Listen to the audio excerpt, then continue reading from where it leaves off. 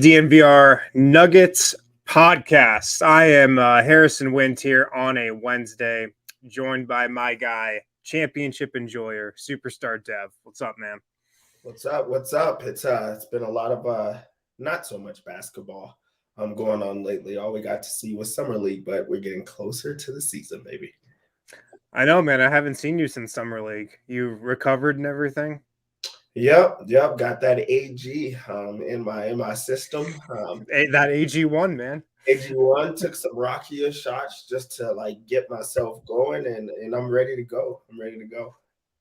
Well, I'm glad because we're going to talk about Rocky on today's show because Bruce Brown shed some light on some of the alcohol that was drunk during the Nuggets championship celebration. So we'll get into that in a second. We got a lot of mailbag questions to get to today. We asked, you guys delivered tons of mailbag questions. I don't even know if we're going to be able to get to all of them, but if we don't today, we'll save some for tomorrow maybe. And also, like I said, I want to talk about this Bruce Brown interview that he gave, or the podcast he was on a couple days ago. A lot of interesting stuff from our guy Bruce. So we will get to that in a second. First, though, got to bring us up to speed on the latest news around the Nuggets. The Nuggets full roster, Dev, is totally complete. They got 20 guys that they're bringing to training camp. I think that was the limit, might still be the limit, but I think they have their full roster. Colin Gillespie officially signed his two-way contract, and then Armaan Franklin and Andrew Funk, who we saw both those guys play a little bit in Vegas. Those guys are on training camp deals. Any reaction to that, Dev, or does that not move the needle for you at all, either of those items? I mean, having the complete roster, that definitely has to move the needle because this is the guys that they're going with. This is what the team looks like this year, coming off of a championship. So that moves the needle for everybody because this is the barometer for everyone to look at. They say, hey, maybe we don't beat the Nuggets, starting five. That's still the best starting five in the NBA. But these other guys, Denver elected to go younger. That was like the big push for this team right now is they went younger. They went more athletic. They have a younger group, and that's like a big thing to look at. So I do think that has to be a needle mover for anybody going forward. Yeah, the two training camp deals, the two guys signed to Exhibit 10s, Armaan Franklin, Andrew Funk. I wouldn't really keep those guys too top of mind. Their bodies, they'll probably be with the Nuggets G League team next season. That's how those training camp deals usually work unless those guys latch on to another team. So I would expect those guys to wind up in Grand Rapids. Colin Gillespie on the two-way, something we kind of just all assumed would happen. And, we'll see what ultimately happens with him, how much playing time he gets this year. I mean, he definitely is behind Jalen Pickett in the pecking order at point guard. I wouldn't be surprised if he played a lot of G League minutes just to get him up to speed, considering he missed all of last season. Do you anticipate him spending most of the year in the G League? Yeah, I think this is a G League year for him. And also, if you just look at how it looks for him, he sat a whole year. He got to be with the team, got to be on pretty much the roster. Not, he's not actually on the roster as the two-way guy, but he got to spend the entirety of the year with the team. Now he's working himself back from an injury. So he has to get back into basketball playing shape and just getting those reps. Also, they went and elected a point guard. So like that already, they had to, make sense of losing Bruce Brown. They got another guy that's an actual point guard that you could put alongside Jamal or behind Jamal. So that even pushes him down a bit more. And I was a little shocked that he was the last guy to sign his two-way contract.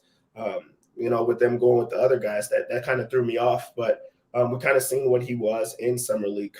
Not to say that he struggled, but just I don't think that they thought he was going to be right there. So another year to get better in the G League, and maybe he gets a little bit of time if something bad goes happen. But we don't want that. Yeah, absolutely. So I'd expect all three of those guys to be in the G League most of the season. But let's move on, though. Dev, I don't know if you saw the podcast that Bruce Brown was recently on, but he certainly had a lot to say about the Los Angeles Lakers, about the Nuggets championship run, who might have been the toughest team that they played. He said some stuff, shed some light about the Nuggets championship celebration, what adult beverages were drank during that celebration. He was on the Title League podcast, and I want to play a couple clips from that podcast, and I want us to react to them. So, Alyssa, if you can roll that first clip, and we can talk about it.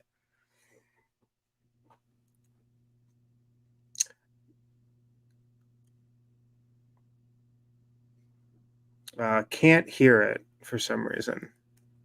Can you hear it, Dev? I can't hear it.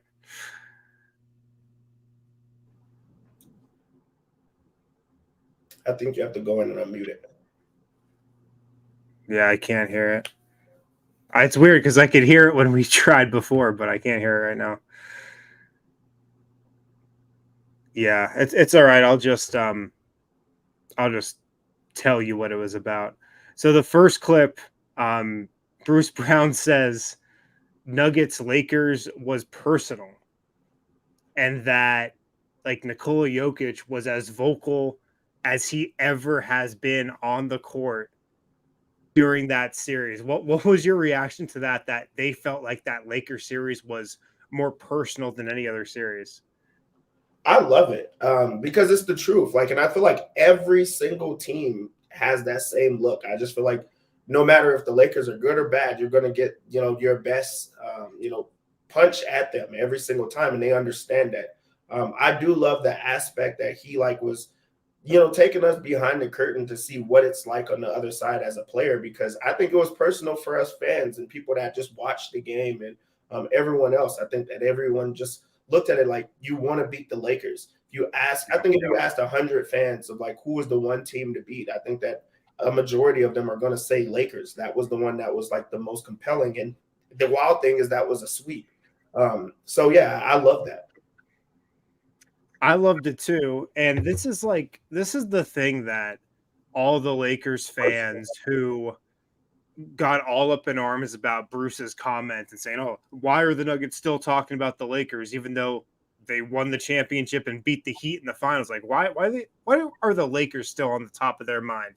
But what Lakers fans don't get, and I love that the team kind of embodied this as well, is it was personal for us and for people that have been following this team, because the Lakers have dominated the Nuggets in the playoffs every time those two teams have gone up against one another. Like, the Lakers always smoke the Nuggets. And for Denver not only to win that series, but for the Nuggets to sweep that series, that was personal. And so I felt like that was really cool, because we obviously felt that way, but for the team to also feel that way and just kind of embody the spirit of the fan, that was cool to hear Bruce Brown say that. I thought. Yeah, historically, the Lakers have dominated Denver. Everyone knows that, especially if you're a fan of either team. The Lakers, fans, players, media, no one gave them the respect because they thought it was going to be the same thing every other time that you've seen, throughout their, franchise. So I think that was lovely, just to be able to say, yeah, this is a team that we want to go against.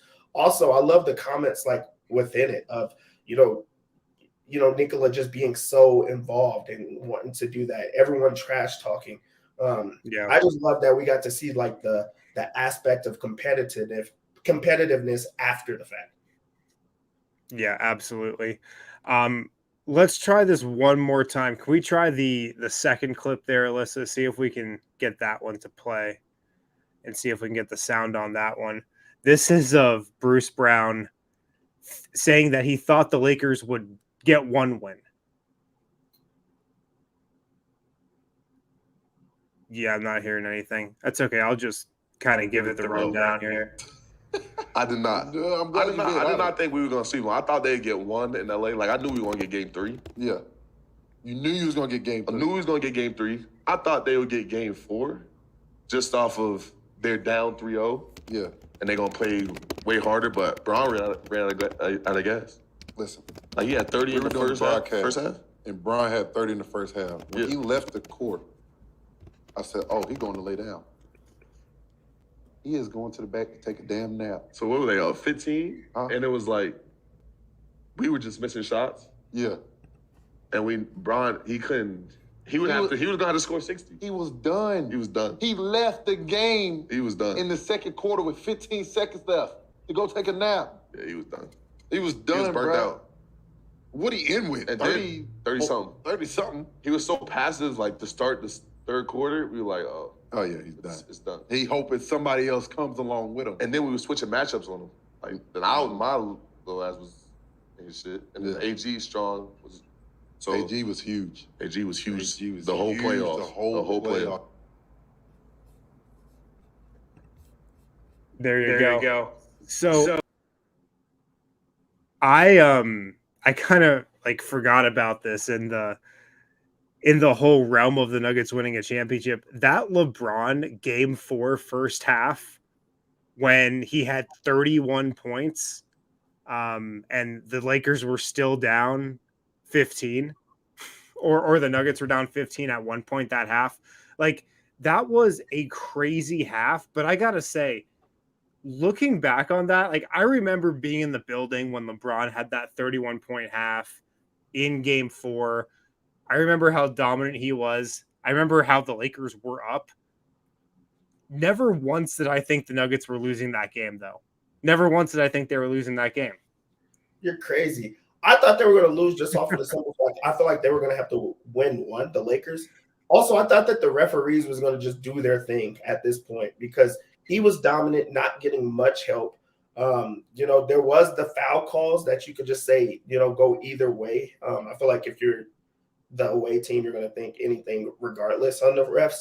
But I was just like, hey, this is what they are. The Lakers get to the free throw line, they, do this. And then LeBron is, arguably the greatest player of all time. And he's having one of those halves. I was like, he's going to go for 60. This is going to be one of those times. They're going to lose a series, but they're going to steal a game. And then they took their souls from him. The part that I forgot about was LeBron leaving early. Like that is something that doesn't get talked about as much as it should. Yeah. But that was crazy. Like, hey, I gave it all that I have. And we've seen this at times, like when J.R. Smith had his moment and things like that. Like LeBron has these like superstar, like I'm better than everyone else moments, but then just falls short. And that was another moment of that. Well, he had to leave early to think about what he was going to say post game to distract from the fact that he just got swept. He said, I'm done. I'm done with basketball. I'm tired. I'm just watching myself from here on out. Something else Bruce had to say in that podcast was that the toughest series that the Nuggets played was against Minnesota, who, of course, took the Nuggets to 5 games. The one game the Nuggets lost in that series was game 4 in Minnesota, closeout game in overtime. They played 6 games against the Suns, of course, 4 against the Lakers, 5 against the Heat. Do you agree with that, Dev? Do you think Minnesota was the toughest playoff opponent? I think so. And I'm actually happy that a player said this. Like, a year ago, 2 years ago, nobody cares about what Bruce Brown has to say. But he wins a championship, so you can, pretty much ride off in the sunset. You are riding the wave of like, I just won a championship, so I can say whatever it is that I want to. But I love that he was honest in it because I thought that I was shocked. I was shocked to just seeing Nickeil Alexander-Walker or like just how much Anthony Edwards actually is, like how good he is. I thought that he was good, but I didn't think he was that good. Seeing Rudy Gobert I love when he gets dominated, but like at his moment and things like that. So I think that it was just great to see like honesty because Minnesota is not the one that everybody's going to go back to or think about just because you're just in your emotions. You want it to beat the Suns because they beat you Suns in 4. You want to beat the Lakers because they historically beat you. But no, that was the one for me. So I'm glad that he said it. Interesting. I think the toughest opponent was Phoenix. And not just because like it went 6 games, it went the longest, just because there were close games throughout that series, like game 2, game 3, game 4, that 2 of those that the Nuggets lost were close. I just remember feeling like the most stress during the Phoenix series. Minnesota, I think if Denver would have played the Timberwolves like after they would have played the Suns, I think they would have smoked them in 4. I think it may have felt closer than it was, or they may have felt like a more difficult opponent than they were, just because that was the first playoff series, and like the Nuggets got better as the playoffs went on. But you definitely sense like there was a lot of mutual respect between the Nuggets and the Timberwolves. Like those teams definitely respected each other after that series was done. Yeah, I think that they respected like Minnesota as an organization, how they were put together. Everybody remembers Game 82, and I think that also played a part. Like everybody that they played, besides the Heat, I feel like there was like history that you were thinking about. Minnesota had the 82. Suns just beat you in the playoffs. Lakers have always beat you in the playoffs. They have LeBron now. Like I think everybody had that on their hearts of like, I remember the past. Let's like move on. But for you to get through and beat them, you could look back and say they were a lot better. Yeah. The last thing that Bruce said on that pod that I want to get to, he shed some light on the liquor of choice that him and Nikola Jokic were drinking after the championship. He called it Serbian whiskey. Of course, he's talking about Rakia, which we assumed is what they might have been drinking, that caused Bruce Brown to say in Vegas afterward that he had never felt that shitty in his life. What do you think about Bruce Brown finally getting exposed to the world of Rakia? Every single time that I drink Rakia, I'm shocked as if it's my first time tasting Rakia. Like it's actually an experience. It's not like one of those type of moments. Like it's not like hey, I'm gonna sip this beer and that's that. Like no, every single time, I think it just, first off, I think it touches your soul, touches different parts of your body every single time. Like I'm sure that it could cure cancer if you drink enough of it. It's wild. So it's hilarious to see an athlete have that experience. And also he was trying to trick Jokic into drinking more, and now he's the one that's drunk. It's like, yeah, joke's on you. This is my drink of choice. It had to be Rocky. It had to be. Yeah, Bruce said in that podcast clip that he was trying to drink Jokic under the table, but in the end, Jokic is the one who drank him under the table. And in the end, Bruce pretty much said, like, Serbian people are different. Those people are different, which we can confirm.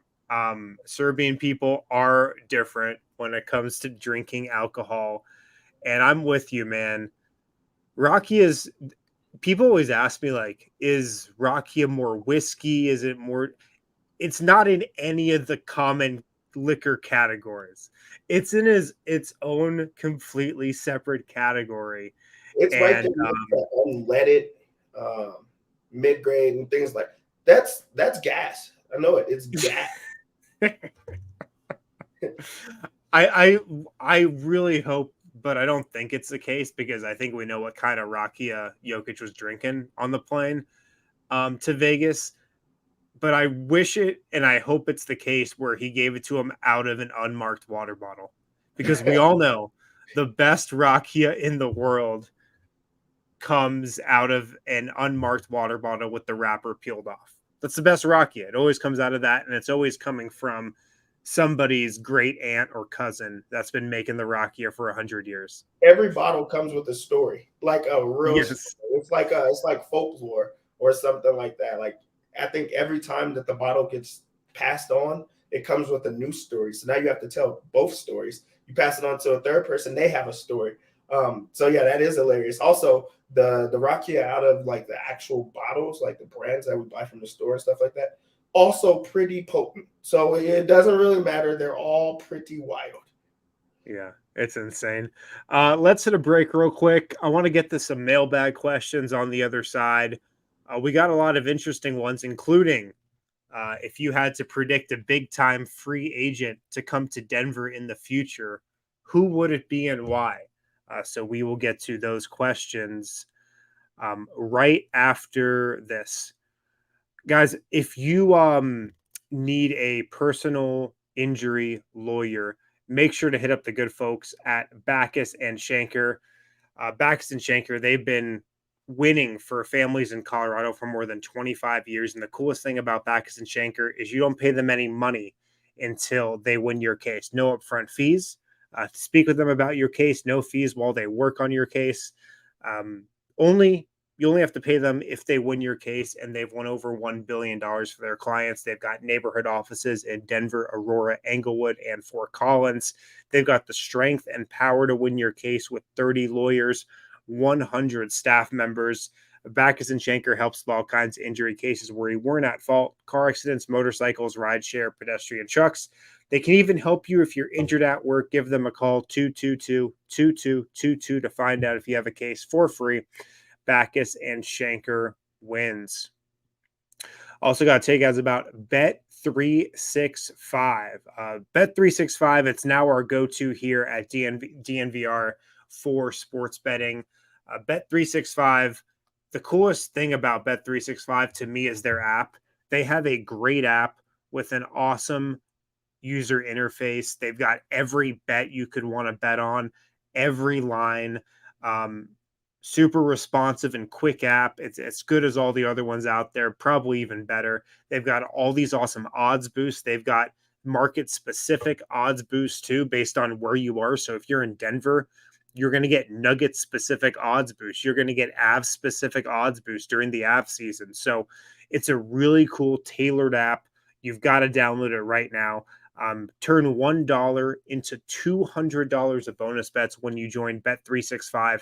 Download the app, deposit $10, claim your $200 in bonus bets as soon as you place a bet for $1. But you've got to use the code DNVR365 when you sign up. So download the app, use code DNVR365 to sign up, deposit $10, and then you get $200 in bonus bets as soon as you place a bet for $1.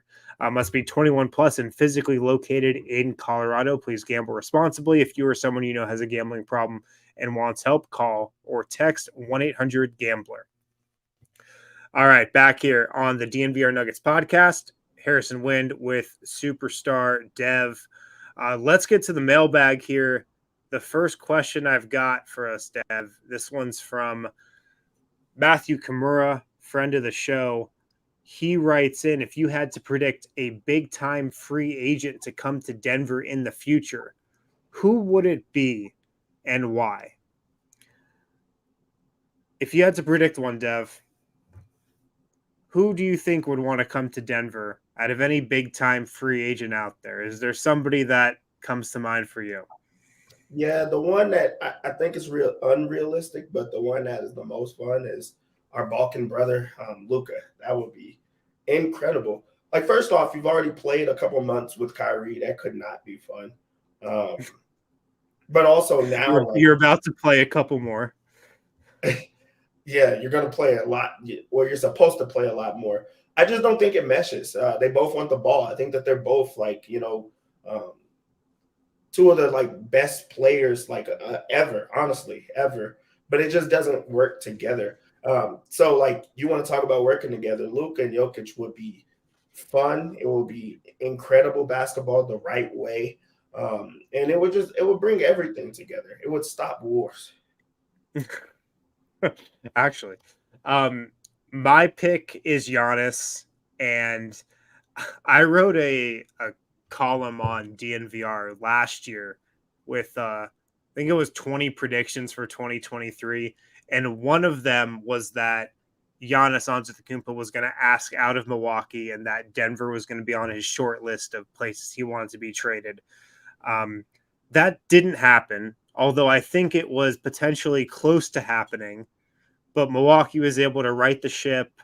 They re-signed Chris Middleton. They re-signed Brook Lopez. They kind of kept the band together. But what's interesting about Milwaukee is they have a new head coach, a first-time head coach who's never coached in the NBA before, although he's been an assistant for many years and was one of the next head coaches up, Adrian Griffin. So everybody thinks he's a solid hire, but I mean, you never really know. I still think the Bucks situation is one to monitor. But if Giannis did ask out I still think he would prefer to, play in the 4 markets that every free agent puts on their list, like the LA teams, New York and Miami. Like, I just would think those are the teams he'd still want to go to, even though he's Giannis.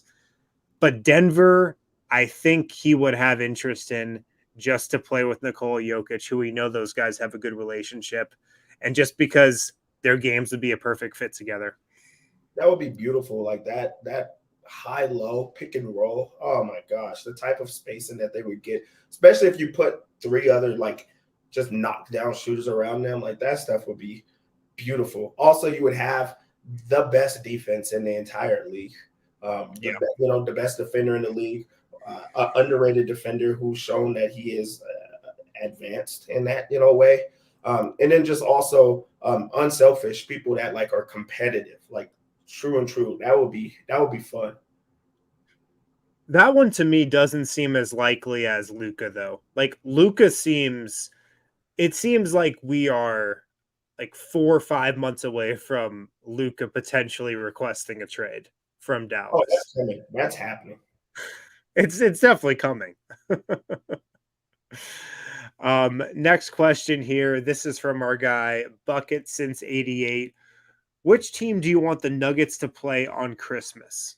The Lakers or the Suns? And I thought we could put together a top 5 teams that we want the Nuggets to play on Christmas, and this can be our Bet365 top 5 of the week. We need 5 teams that we want the Nuggets to play on Christmas.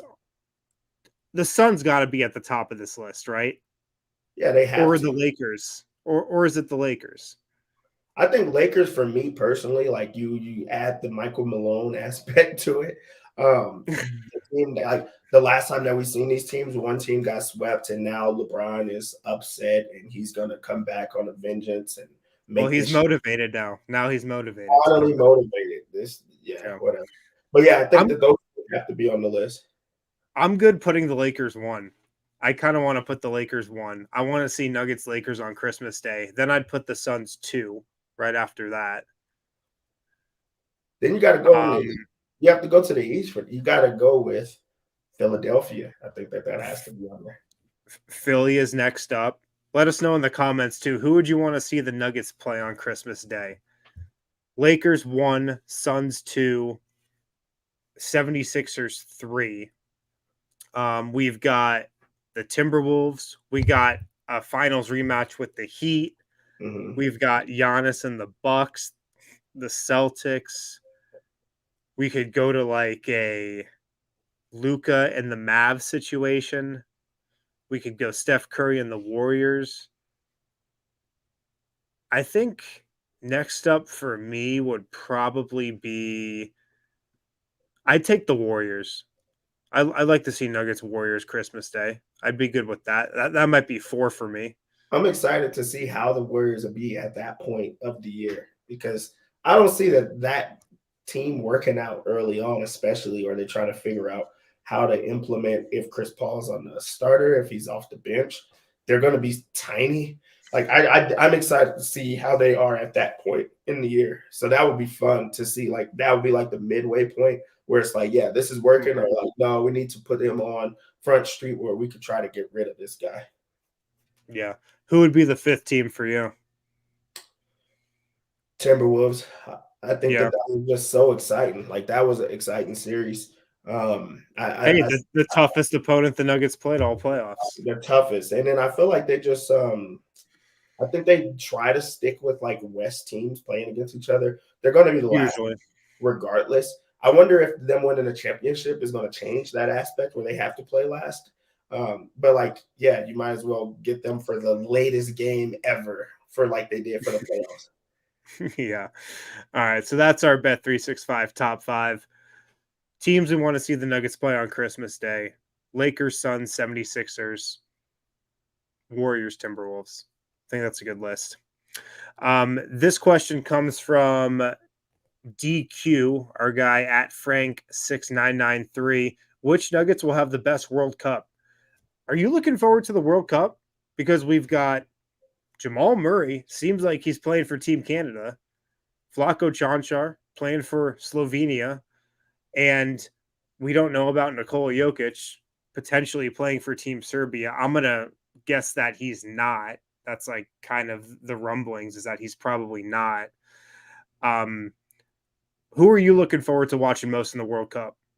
Well, first of all, Vlatko is a World Cup legend. He is. He's incredible. It's like the one time we get to see how good he truly is, and then we're like, why doesn't this guy play more? But also goes to show you like how good the league is, because he's incredible there. Like their 1-2 punch, just they're fun to watch. So I love watching Vlatko, and that's a time that he gets to play. But the Jamal aspect gives me more. Like I'm more interested than I have been in a long time. Or I mean, we watch, Jokic, and that's incredible. That's fun. We got to, see Euro Cup in person. But I think the Jamal one is fun too, because that's something that I feel like he's wanted to do for so long. And that the Canadian team's going to be so damn good, like really good. So like seeing him be able to come off of a championship and be one of the main guys on that team, that's going to be fun. So yeah, there's some excitement there for sure. Yeah, I hope Jamal Murray plays for Canada. I hope we get to watch him play. I agree with you. It feels like something he's definitely wanted to do for a while, and he just hasn't been able to because of the injury the last couple of years and some other stuff that's happened. But man, that would be awesome to see him play for Canada. And like, imagine the buzz Jamal Murray would have coming into next season if he's able to help like get Canada to a gold medal game or win the gold for them coming off of finals and then heading into next year.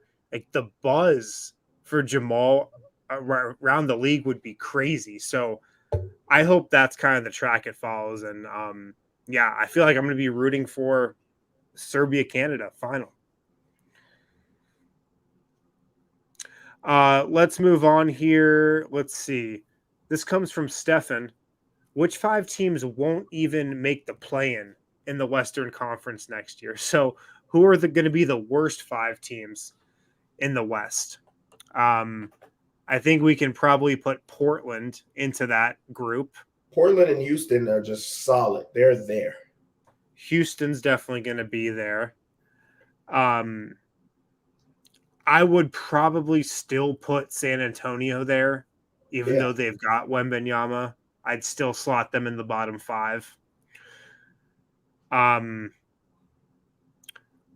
it gets tough because you've got Utah and Dallas were the 2 other teams who missed the play-in last year. I can't imagine Dallas will be that bad again, but I mean, you never know. Everybody seems to love what they did this offseason. I'm not that high on it. And then you've got Utah, who should be significantly better than they were last year. I mean, the bottom line is there's going to be like 1 or 2 teams that it's going to be surprising when they miss the play-in. Yeah, you also have the teams that were in the play-in. Lakers made a huge push late in the year. A lot of it was due to like finally being healthy, but who knows if they're going to have the injury plague again. And also LeBron is just only getting older. So like that's a team that could be fighting for making the play-in again. I feel like the Timberwolves are going to be better. I think that they're just going to finally understand who their best player is and then work everyone else around there. So I think they'll be better. The Thunder are going to be better. So I think it comes down with like the Lakers and the Pelicans is the other 2 that I'm like, I don't know if they're going to – like they could be down there with that, especially if we still don't know what Zion is or if he's going to play or whatever the case may be. So I think that those are my 2 others if I had to go with someone else. I'll put the Pelicans down there because they were great, top of the West at the beginning of the year with Zion, and then they petered off once he got hurt and went out of the lineup. So with his uncertainty, I'll put the Pelicans in there. And you know what, man? I'll put Dallas in there again. I just feel like that's an explosion waiting to happen in Dallas. And like everybody's been really high on their offseason. I don't think they've gotten that much better. I'm not that high on what they've done. So I'll put Dallas in there as well.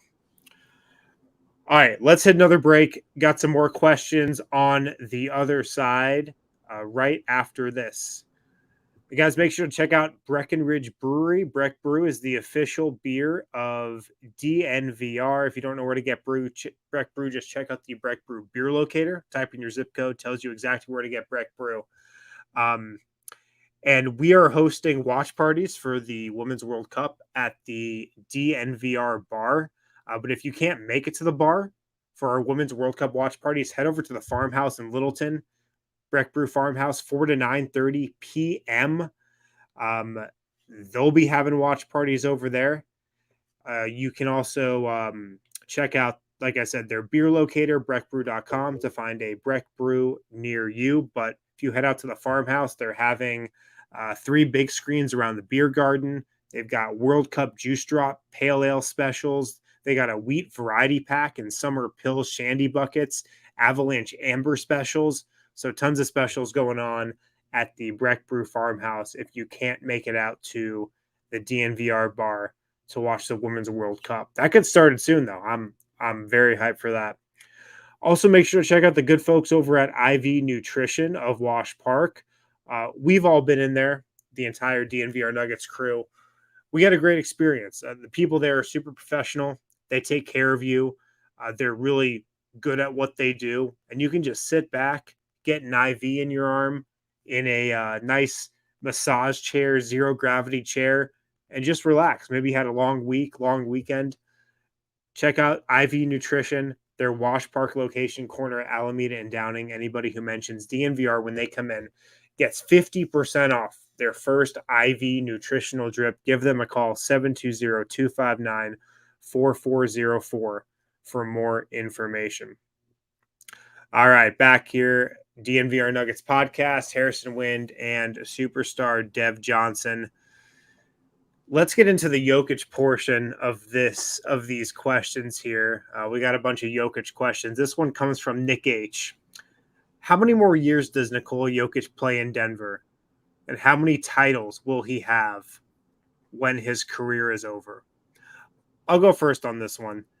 This is like a popular topic that us Nuggets people like to talk about. Like, how many years will Nikola Jokic play in Denver? Oh, like, he's just going to play out his contract and he's just going to retire and, he's going to have a short career. I would hold your horses on that.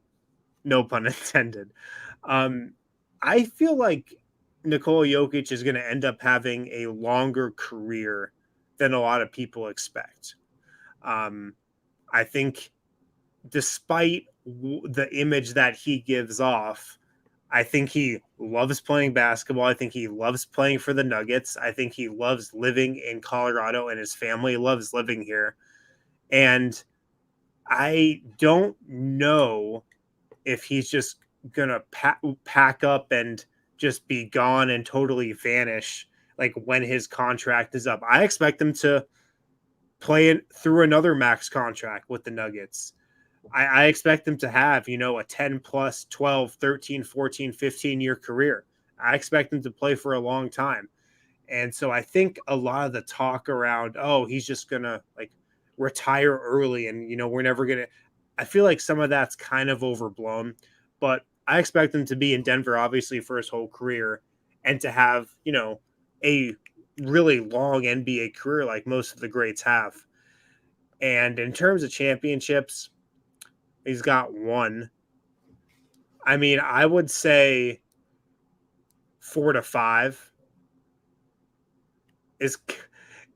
would be like on the top end of what he could get. In terms of what I'm expecting, I'm going to say 3.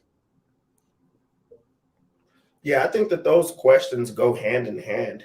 Honestly, I think that the amount of rings like basically determines how long he's going to play. If he's winning championships, why would he stop? That's not going to make him stop. And also the way that Jokic plays, he's not like a dunker or a high flyer or anything like that. So like he's going to be good for a very long time. Like he's, just now reaching his peak, and who knows, maybe he could even get better. So like until we see like injuries or him start to like diminish in talent, I think that's when it'll come in hand. But also, I think that people don't realize how long he's already been in the league. I think that he has, again, another max contract plus another. So I think that he's going to have 6, 7, more years that's going to be a good 13, 14-year career already at that point. And then depending when he looks back, he's going to say, hey, I won this many amount of championships, or the organization with the Nuggets have continued to put good players around me that, play my style and my brand of basketball, which they have been doing. So he's going to be happy in Denver for a while. We won't have to see another podcast or another, media say, is Jokic a disgruntled star? We haven't seen that type of stuff. He enjoys being here. He's going to be playing for a while. So, again, I would hold my horses on that too.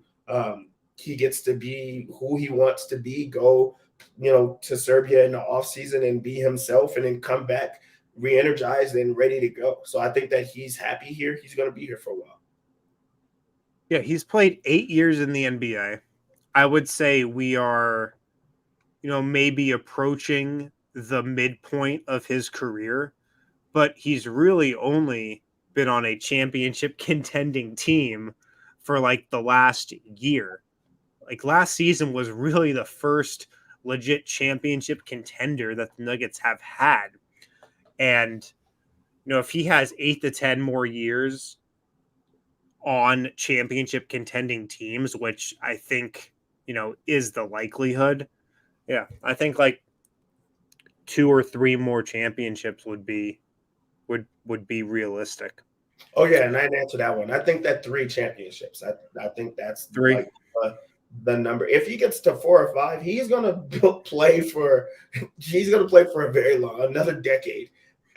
That'd be crazy. And also, he would go down as like top 5 pick players of all time. Like that. That's where I think if you get that many championships. Yeah. Well, the interesting thing is like if he gets to 3 or 4 and he's winning them like as easily as they won this one last year, he's probably like, why wouldn't I just stay here and try to win as many as possible? Exactly. I think then you can start to get a little selfish and be like, why can't I win like 5 of these things? Why not? It'll be another Tim Duncan comparison. Yeah. Let's hit one final break. We'll wrap up with some final questions on the other side right after this. Guys, we were out in Vegas for Summer League, had a great time out there, stayed at Circa. It was awesome, but we definitely could not have gotten through that trip without Shady Rays. Shady Rays hooked us all up with sunglasses when we went out there. They're absolutely integral to any Vegas trip. They're absolutely integral to any summer in Colorado, wherever you're at. It's hot everywhere right now, it seems like. But take on the sun with gear built to last.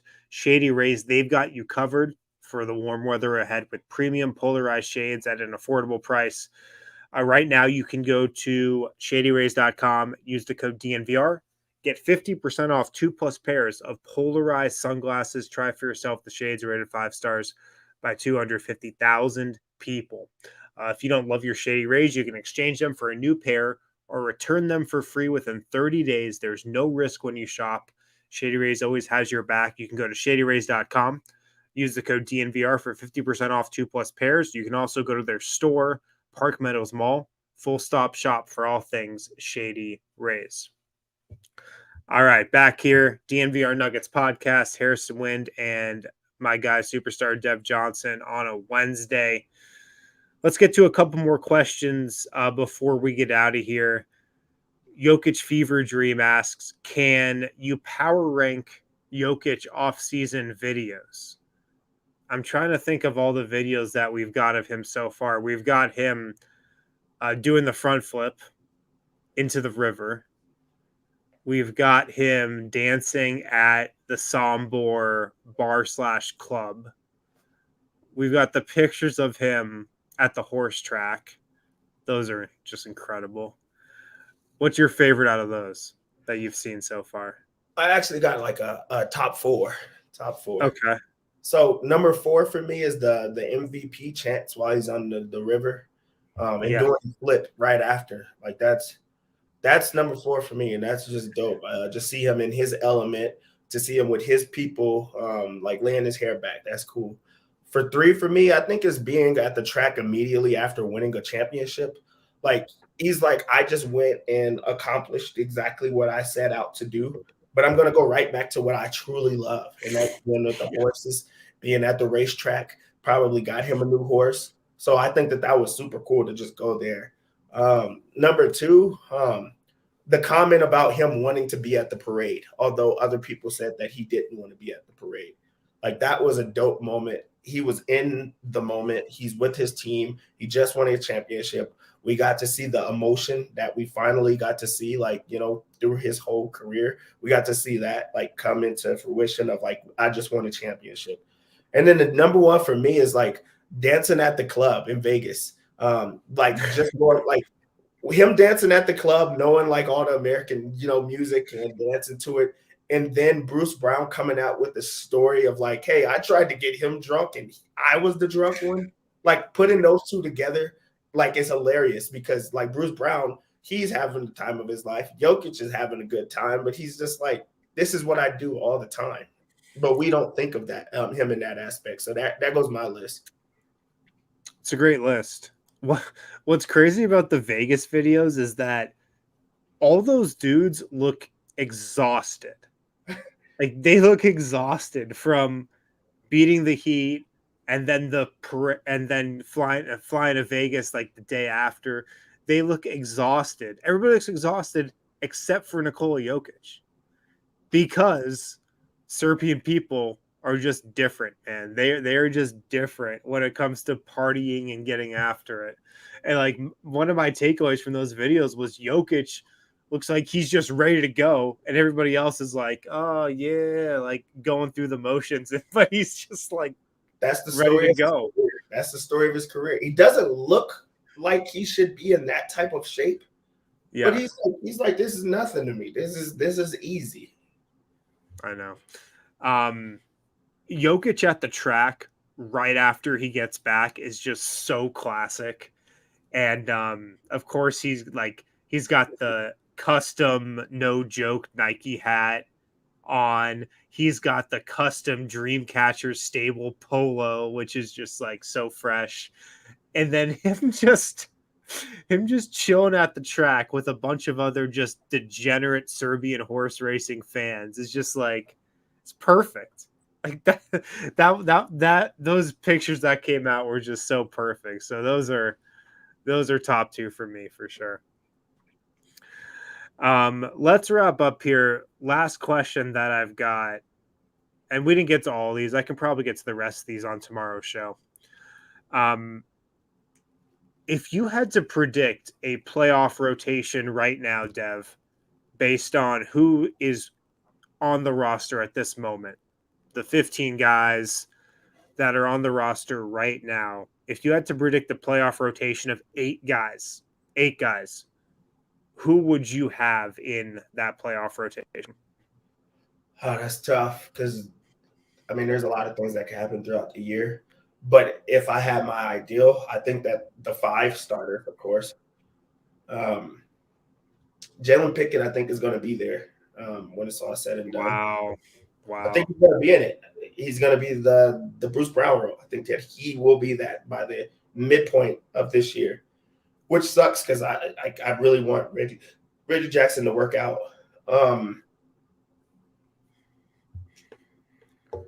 Hunter Tyson, I don't know if it's just because of how good he played in Summer League, but just having a backup for MPJ, I think, is going to be big and crucial. And you can't, I'm not saying you can't, but you don't want to play MPJ all of those minutes. So you need a guy behind him. And I think that he's ready.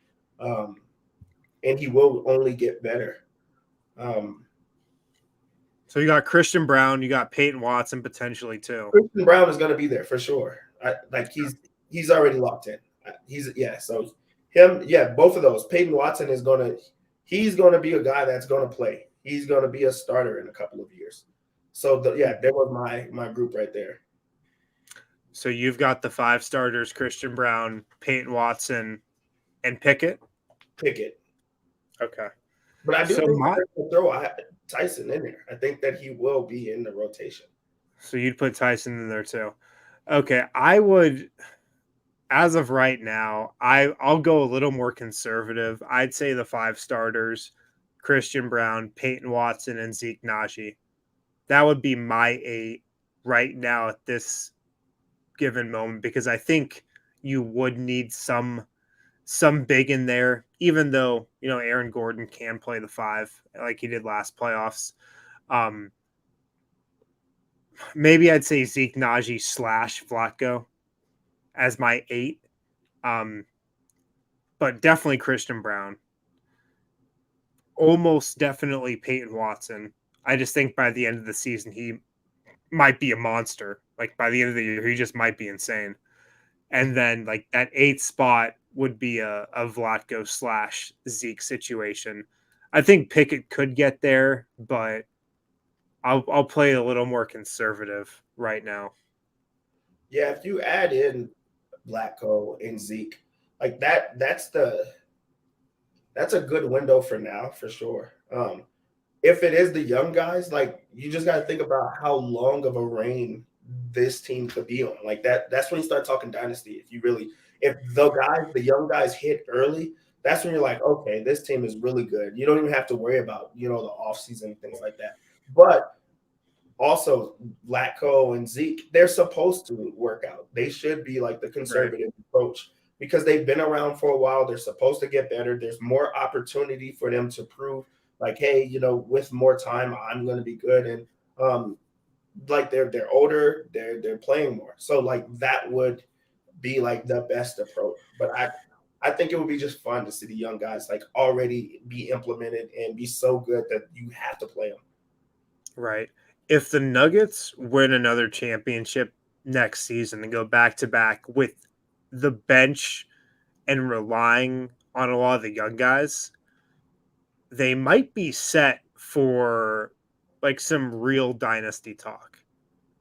Like if they get through next year and they win it again with this group kind of as it's currently constructed, and you've got like a Pickett, a Strother, a Hunter Tyson all on rookie contracts, you're going to be set, absolutely set for a while. Yeah, that's the image, that's the look for it. And also when you draft like players, that's what you're looking for. Like, hey, are these players good enough to change our organization? Yeah. That'd be scary, truly scary. Yeah. Guys, thanks for the questions. That's all the time we got for today. Maybe I'll get to some of those other questions tomorrow.